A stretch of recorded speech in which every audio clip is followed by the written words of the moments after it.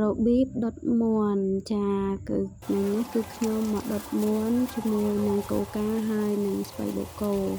ចានេះគឺខ្ញុំកំពុងតែរៀបចំគ្រឿងហើយបន្ទាប់ពីលាងគ្រឿងស្អាតឲ្យអស់ហើយគឺចាប់ផ្ដើមមកដំស្លឹកគ្រៃកាត់ស្លឹកគ្រៃកាត់គល់ស្លឹកគ្រៃមានដូចជាគល់ស្លឹកគ្រៃស្លឹកក្រូចសើចចាដាក់ចូលជាមួយមាន់នឹងហើយប្រឡាក់ចាហើយពេលនឹងផងដែរគឺយើងក៏ដាក់ជាមួយនឹងប្រេងខ្យងបន្តិចទៅដើម្បីជាតិចាប់ជាតិគ្នាបានល្អអញ្ចឹងណាចាបន្ទាប់ពីខ្ញុំដាក់ប្រេងខ្យងហើយខ្ញុំក៏ដាក់ម្ទេសចូលដែរមានខ្ទឹមសអីដែរអញ្ចឹងដាក់ឲ្យវាឈ្ងុយមើមខ្ទឹមសបន្ទាប់មកក៏ប្រឡាក់លាយជាមួយនឹងប្រេងខ្យងហ្នឹងហើយបន្ទាប់ពីប្រឡាក់ហើយក៏តាមពេលគេត្រូវដាក់ទុកឲ្យវាចូលជា5នាទីអីសិនតែខ្ញុំអត់ទេខ្ញុំដាក់ទឹកកូកាយកទៅម្ដងព្រោះស្អាតខ្ញុំវាឃ្លានបាយហើយគង់តែអត់បាយញ៉ាំផងហើយចឹងប្រញាប់ដើម្បីបានឆាប់ញ៉ាំអីចឹងណាហើយក៏ដាក់ទឹកកូកាចូលទៅឥឡូវគឺមកលាងបន្លែលាងអីដើម្បីរៀបចំទុកដឹកជាមួយមាន់ហ្នឹងហើយក៏មានទឹកខ្ទឹមសហើយនឹងក្រូចឆ្មារដែរដើម្បីត្រៀមធ្វើរឹតត្រីកោះកុងចាហើយផងដែរក៏ខ្ញុំក៏នឹកថាប្រហែលអាទិត្យនេះមិនដែលបានញ៉ាំក្រូចសើអញ្ចឹងក៏ដាក់ក្រូចចូលដែរចាជាមួយអ្នកចិត្តក្រូចណាគឺស្លាក់ណាចិត្តមិនដឹងអាម៉េចទេលោពោធ្លាក់ការ៉ុតទៅខោមធ្លាក់ការ៉ុតចេញពីជ្រុញហ្នឹងនិយាយទៅគឺអ្នកធ្វើម្ហូបហ្នឹងគឺអាស្លាក់មែនតើចាមើលទៅទឹកដៃមិនធម្មតាទេណាចាអញ្ចឹងកុំយកគំរូតាមខ្ញុំអីគឺអារបៀបថាធ្វើម្ហូបស្លន់ទៅបានញ៉ាំហ្នឹងណាមិនមានចេះទេច្រើនទេតាមពេលព្រោះដងពីលើកមុនហ្នឹងដុតមុនមិនដែលដាក់ក្របទេតែរក្សាលើកនេះហ្នឹងគឺនឹកឃើញថាខ្លួនឯងវាអត់បានញ៉ាំក្របទេអញ្ចឹងក៏ដាក់ទៅដើម្បីមានជីវជាតិខ្លះជួយជំនួយភ្នែកអីចឹងណាព្រោះ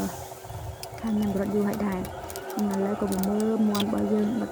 ខាស់តូកាអស់ហើយដល់ពេលចឹងដឹកបដាគឺធ្វើការបុកទឹកត្រីកោះកុងបដាចារបៀបបុកត្រីកោះកុងរបស់ខ្ញុំគឺអត់មានអីពិបាកទេគឺមហាសែនស្រួលឆ្វាច់ហើយគឺហើយឥឡូវគឺដាក់ស្លឹកក្រូចសើចចូលបន្តិចដើម្បីឲ្យឈ្ងុយណាចាទឹកត្រីកោះកុងគេស្ប៉ិនថែមយូរទឹកត្រីកោះកុងខ្ញុំគឺស្ប៉ិនតែបន្តិចហើយទឹកត្រីកោះកុងហ្នឹងដាក់តែស្ករសទឹកត្រីហើយគ្មានដាក់ប៊ីចេងគ្មានដាក់ម្សៅស៊ុបស្អីទេគឺតែប៉ុណ្ណឹងខ្ទឹមហើយនឹងម្ទេសតែប៉ុណ្ណឹងទេក្រូចសើចប៉ុណ្ណឹងទេអត់មានដាក់អីថែមលើសហ្នឹងទេទៅឆាច់ឲ្យតែបានថាបានញ៉ាំក៏តែចៃដន្យអីចេះឆ្ងាញ់ទឹកត្រីកោះកុងចេះឆ្ងាញ់និយាយថាអត់មានប៊ីចេងអត់មានម្សៅស៊ុបទេប៉ុន្តែគឺវាមានឲ្យជារសឆ្ងាញ់ហ្មងជ្រលក់ជាមួយមាន់ហ្នឹងគឺឆ្ងាញ់ជាតិមែនតើ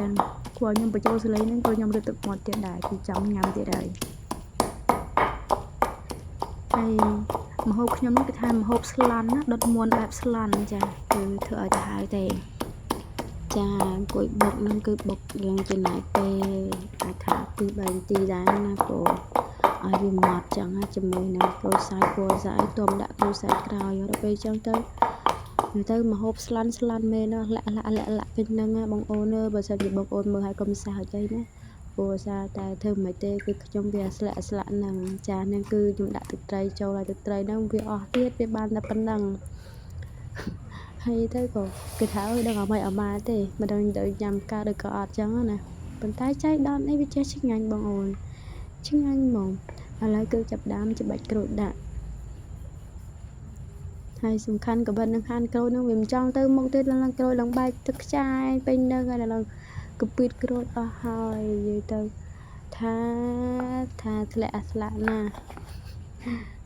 គ្រាន់តែបញ្ចូលសលេងមើលខ្លួនសកម្មភាពខ្លួនឯងហ្នឹងក៏ចង់សើចដែរថាហ្នឹងគឺកូនបើធ្វើម្ហូបមើលហើយទៅណាកបិតហ្នឹងគឺអត់មុតទេក្រូចហ្នឹងហាន់កពីតកពួចអស់ហើយដោយសារកបិតហ្នឹងវាអត់មុតហ៎បន្ទាប់ពីហាន់ហើយគឺច្បាច់ក្រូចដាក់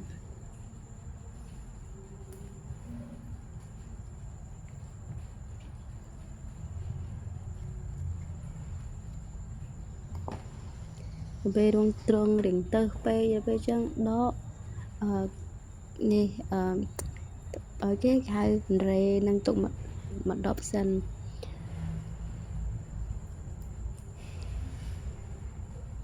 នឹងសកម្មភាពខ្ញុំធ្វើម្ហូបហ្នឹងណាគឺមិនធម្មតាទេណា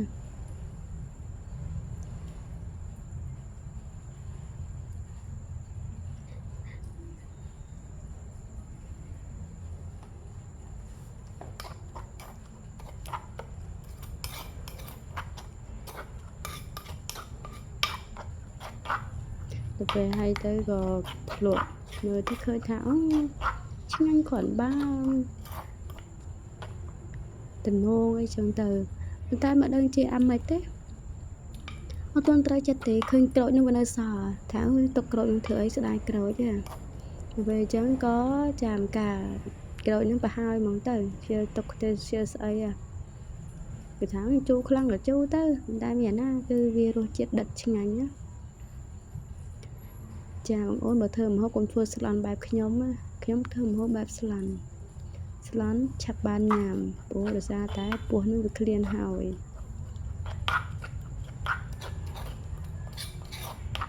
គេនារីគេផ្សេងគេធ្វើម្ហូបត្រឹមត្រូវចំណែកខ្ញុំអត់ទេចាប់ឆាយហ្នឹងឲ្យថាបានញ៉ាំគឺជីវិតខ្ញុំគឺមានន័យហើយមិនខ្វល់នឹងពីរបៀបធ្វើម្ហូបអញញ៉ៃឡើយធ្វើបែបសាមញ្ញចាឥឡូវគឺត្រីកោះកងរបស់ខ្ញុំគឺរួចរាល់ហើយក៏ចាប់ដើមទៅមើលនៅមាន់របស់យើងថាមាន់របស់យើងនឹងយ៉ាងម៉េចទៅហើយបន្ទាប់ពេលចំណាយពេលបុកត្រីកោះកងនឹងអត់បានមើលមាន់ទេមិនដឹងថាខ្លោចឬក៏យ៉ាងណាចាឥឡូវគឺត្រៀមមើលមាន់ចាដល់ពេលមើលទៅឃើញថាល្មមឆ្អិនល្មមដល់ពេលចឹងទៅក៏ចាប់ដើមរៀបចំប្រែប្រួលវាចឹងខៃឡូខ្លោចបាតតាមពិតមាន់នេះខ្ញុំទិញគេតាមិនដូចជា5000ទេយកតែសាច់ទ្រូងហើយនឹងសាច់ស្លាបទេអត់មានជើងអត់មានអីទេនិយាយទៅគឺទៅផ្សារភ្លាមទិញភ្លាមហើយមកវិញគឺធ្វើម្ហូបនឹងអត់មានគិតថាគិតយើងថាគិតទុកមុនទៅផ្សារអត់មានទេទៅដល់ឃើញអីទិញនឹងមកឥឡូវគឺដុតមាន់បានសម្រេចតំណងឯងបងអូនតែឃើញរូបរាងមិនសូវស្អាតទេណារូបរាងអាក់ទេប៉ុន្តែរសជាតិឆ្ងាញ់ហ្មងអាទឹកដៃអ្នកធ្វើនឹងអាក់ទេទឹកដៃនឹងធ្វើថាឲ្យទៅហើយចាប់បានញ៉ាំប៉ុន្តែដល់ពេលរសជាតិវិញមកអេមរបស់គេចឹងបើមិនជាបងអូនដុតមាន់អីចឹងអាចថាដុតមាន់កូកាអីហ្នឹងទៅហើយមានបន្លែដាក់ដូចខ្ញុំចឹងដូចឃើញនៅក្នុងរូបចឹងបន្ទាប់ពីមាន់ឆ្អិនហើយគឺខ្ញុំដាក់ការ៉ុតដាក់អីចឹងទៅចាឲ្យវាផុយស្រួលញ៉ាំព្រោះខ្ញុំអត់ចង់ញ៉ាំបន្លែឆាយទេខ្ញុំញ៉ាំបន្លែឆ្អិនដល់ពេលចឹងខ្ញុំដាក់ជាមួយទៅហើយណាមួយវាមានជាតិផ្អែមផងបងប្អូនដាក់អញ្ចឹងទៅហើយដាក់ស្ពៃក្តោបដាក់អីចឹងទៅគឺវាមានរសជាតិឆ្ងាញ់ហ្មងណាហើយបើសិនជាបងអូនធ្វើដូចខ្ញុំទៅអត់អីទេតែគាត់ថាអាចថាធ្វើឲ្យស្អាតបាតជាងខ្ញុំទៅក៏ល្អដែរព្រោះសារខ្ញុំនឹងធ្វើបែបស្លន់ចាគ្មានអីទៅអីគិតគូរពីរបៀបធ្វើឲ្យស្អាតបាតទេគ្មានទេមើលទៅឆ្នាំងអីទៅក៏ដឹងហើយថាមនុស្សវាយ៉ាងណាចាគឺខ្ញុំរៀបស្ពៃបូកូខ្ញុំស្ពៃក្តោបស្ពៃបូកូដាក់ពីលើហ្នឹងទៅសិតទៅបន្លែផ្អែមហ្មងបន្លែបូកូក៏ផ្អែមការ៉ុតក៏ផ្អែមហើយកូកាដុតមាន់ក៏ផ្អែមទៀតដល់ពេលចឹងគ្រប់យ៉ាងគឺមាន់ហ្នឹងញ៉ាំកន្លែងណាក៏ជាតិដែរខ្ញុំនិយាយមែនកន្លែងណាក៏មានជាតិផ្អែមដែរអត់ចាំបាច់ដាក់ស្ករដាក់ស្អីទេគឺតែប៉ុណ្ណឹងគឺជាតិខ្លាំងហ្មងជាតិយូរទៅណាអស់ជាតិតែមែនតែណាខ្ញុំអត់លេងសាច់មួយណាគឺឆ្ងាញ់ខ្លាំងណាស់ញ៉ាំបាយអស់3-4ចានហើយខ្ញុំនិយាយបានហើយមាន់មួយហ្នឹងគឺញ៉ាំតែឯងម្នាក់ឯងទេគ្មានពីណាមកជួយញ៉ាំខ្ញុំទេឬខ្ញុំម្នាក់ឯងចឹងជីវិតខ្ញុំហ្នឹងគឺជោគជ័យអារឿងហ្នឹងតាអារឿងរស់ស៊ីរឿងលុយទុកលុយកាក់អីមិនសូវជោគជ័យទេប៉ុន្តែបើរឿងញ៉ាំហ្នឹងគឺជោគជ័យធានា 100% គឺជោគជ័យខាងញ៉ាំតែបើលុយអត់សល់ទេណាចាបងអូនមើលទៅនេះគឺយើងរៀបចំដាក់បែបនឹងគោពីលើចឹងតែសាមើលផងហើយលោកបើភ្លើងខ្លាំងវាអាចខ្លោចបានតែខ្ញុំដាក់ភ្លើងរឹមទេព្រោះស្អីឲ្យចេញទឹកចេញពីបន្លែឲ្យជាតិទៅក្រោមអញ្ចឹងណាអត់មានដាក់ភ្លើងខ្លាំងទេភ្លើងរឹមទេឥឡូវផ្លាក់បន្លែនឹងសពោះបីទៅទៀតបានញ៉ាំហើយខ្ញុំអត់មានដាក់ភ្លើងខ្លាំងទេថងវាហ្នឹង តែបើវគ្គដំបូងអាហ្នឹងខ្ញុំដាក់ភ្លើងខ្លាំងតិចប៉ុន្តែពេលទៅកូការៀងខាស់អញ្ចឹងខ្ញុំក៏បន្ថយភ្លើងដាក់រឹមហើយដល់វគ្គហ្នឹងទៀតក៏រឹមដែរណាបងអូនយើងលៃលោតាមហ្នឹងណាពេលធ្វើម្ហូប